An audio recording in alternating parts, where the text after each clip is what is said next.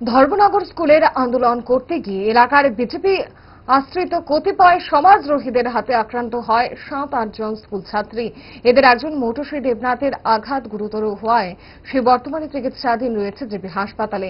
কংগ্রেসের সভাপতি আশিস কুমার সাহা এবং বিধায়ক সুদীপ রায় বর্মনের নির্দেশে দলের ছাত্র সংগঠন এনএসইউআইয়ের এক প্রতিনিধি দল জেপি হাসপাতালে মেয়েটিকে দেখতে যান এবং পরিবারের সাথে কথা বলেন।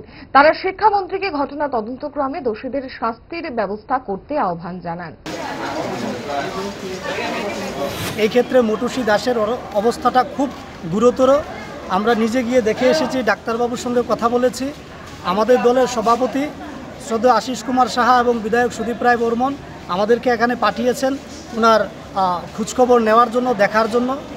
আজকের দিনে যেখানে শিক্ষা মানুষের মৌলিক অধিকার, মানুষ শিক্ষা পেতে চায়, সেই জায়গায় আমরা দেখছি বিজেপির শাসনে ক্রমাগতভাবে ত্রিপুরা রাজ্যের মধ্যে শিক্ষাকে সংকুচিত করার প্রয়াস চলছে।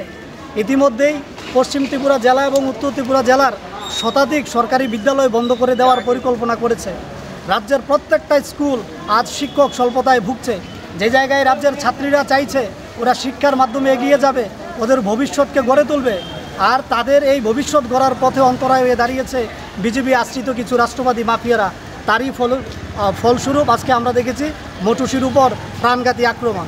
সেই জায়গায় আমরা আমাদের রাজ্যের যে শিক্ষামন্ত্রী, যিনি বর্তমানে কুম্ভকরণের ভূমিকা অবতরণ করেছেন, ওনার কাছে আমরা একটা আবেদন রাখতে চাই যে উনি যেন ওই মৌটুসীর উপর আক্রমণকারীদের অনতিবিলম্বে গ্রেফতার করান এবং তাদের উপযুক্ত শাস্তি প্রদান করান। গ্যাস, অম্বল, গলা বুক জ্বালা ও পেটের অন্যান্য সমস্যার থেকে সুরক্ষিত থাকতে ব্যবহার করুন গ্যাসনল। অরিও ফার্মা, 5 দশক ধরে মানুষের ভরসা।